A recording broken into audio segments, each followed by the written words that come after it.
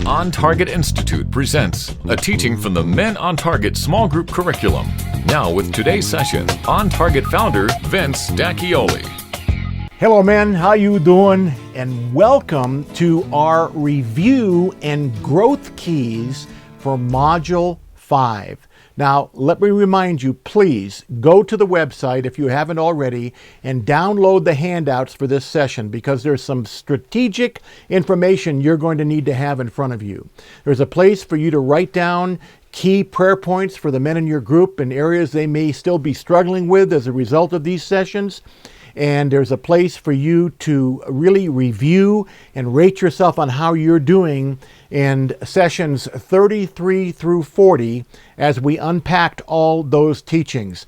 This session will be reviewing the high points for you to consider as we move forward. And guys, the reason we do this at the end of every module it's because we're finding in doing this now for the last 15 years that it's good to stop every now and then and go back and review and rehearse with our guys to make sure that we're living up to the promises we made perhaps weeks ago to get better in these various areas. So I really pray that this will help you to review and really be committed to making the changes God is calling you to make. Module 5, Growth Keys. And in these sessions, we covered A Man and His Legacy by my friend Craig Glass. We talked about a man and his extended family, a man and his friends, and then the last 4 sessions, 2 on a man and his time, and 2 on a man and his money.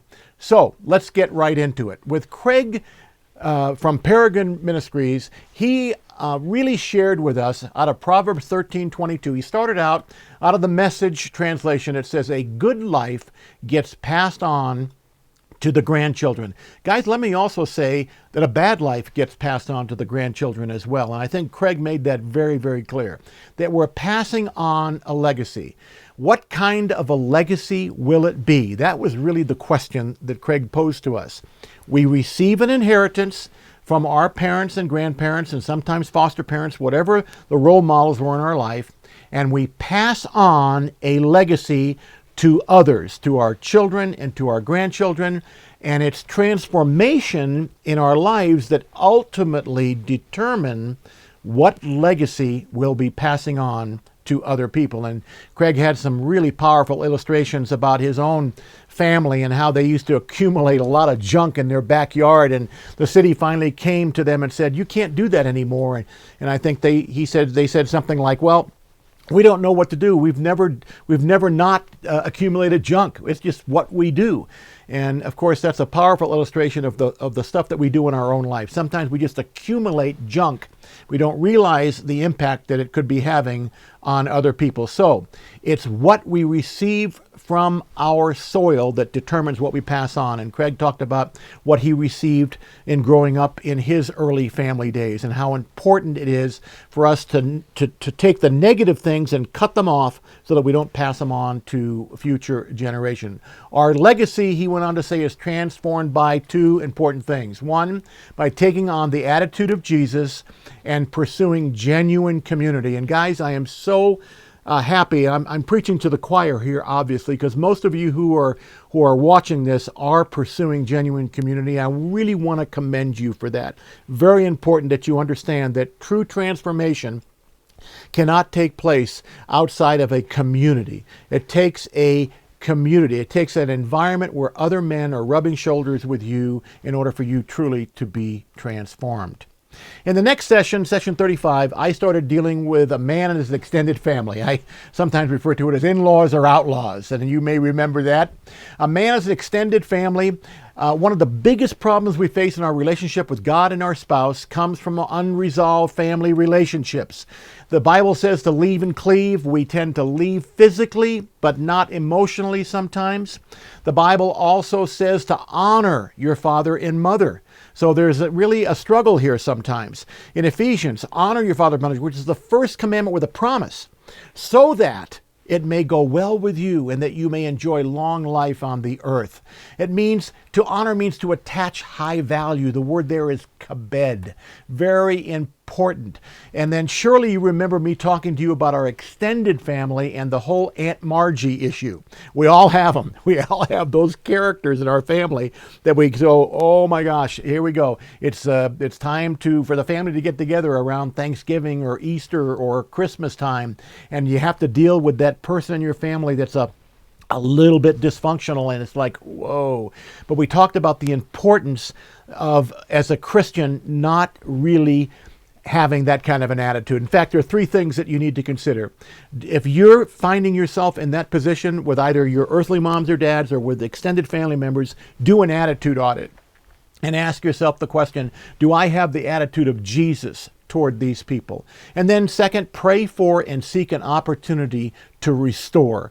God will give you opportunities to restore those relationships and really be a blessing. And then third thing is to use your gifts to bless them. I shared the illustration of how I did that with my two nephews when they were young boys, and how I was able to go to them and encourage them and bless them by using the gifts of discernment and other things that God had given me. These are important things for us to remember as Christians. And then in session 36, you remember a man and his friends. Very important ideas here. Proverbs 18:24 says, a man of many companions may come to ruin, but there is a friend who sticks closer than a brother. And we talked about the friend test and how a good friend is a friend who has commitment toward the relationship, who is willing to correct us. He brings correction, encouragement, protection, and strength. Those 5 key things. And we had Bible verses that went with all of those, and I would encourage you to go back and review those verses and to ask yourself the tough questions about how are you doing with your friends. And perhaps you had this discussion in your group a while back. Well, today, as you watch this and as we conclude this in just a few moments, you'll have an opportunity to go back and rehearse with the guys in your group, how are you doing in cultivating and seeking out the kind of friends that are important for you to have. And remember, we also talked about how wrong friends can corrupt. And I shared with you a little bit about my own story and what happened in my own life, and how devastating that can be to surround ourselves with the right friends. And then in sessions 37 and 38, we talked about a man and his time, part 1 and part 2, and how important it is to understand the difference between efficiency and effectiveness. The story of Larry that went ahead and redid the entire corporate manual. Now here I am, his boss, and I didn't even know he was doing it. That's kind of a reflection on my management back in those days. It wasn't that great. I was not helping Larry to be more effective. I was allowing him to use his efficiency. And he got to a place where it was more form over substance. What he did was incredible. The efficiency he applied and what he produced was wonderful. But when I really asked Larry, why did you do this? He just said, well, it looked like it had to be done. And he wasn't evaluating whether or not that was the best use of his time. So he was efficient without being effective. And we discovered in managing our time that it's the enemy's plan. The enemy's plan, and we shared about how he really wants there to be an unordered people. So all the distractions and things that hit us are all there. Because ultimately he wants an unordered people to lead to an unordered world, a world where people cannot find God. The enemy does not want us to find God, and he uses all these distractions and our inability to plan our time properly in order to create that. The result? Life is managing you. It's not a lack of time. We talked about it's a lack of vision. We don't have any clear priorities and goals. And if there's no long-term vision, why bother to plan? In part 2, we unpack the solution. Ephesians 5:16 says, making the most of every opportunity because the days are evil. It goes on to say in Ephesians, be very careful then how to live, not as unwise, but as wise. So the solution, live wisely, making good use of your time, and know the Lord's will. And of course, the key here is the vision part, knowing the Lord's will, because the strategy for living is God's vision, clear goals, and established priorities, and careful planning. And then in part 2, as we concluded that one, a man and his money, the financial difficulties, are the number one cause of marriage failure. We talked about symptoms of financial bondage. This was in part 1. and how no one can serve two masters, for either he will hate the one and love the other, or else he will be loyal to the one and despise the other. You cannot serve God and mammon. And we talked about the 10 steps to financial freedom. Okay, remember the Lord your God, for it is he who gives you power to get wealth.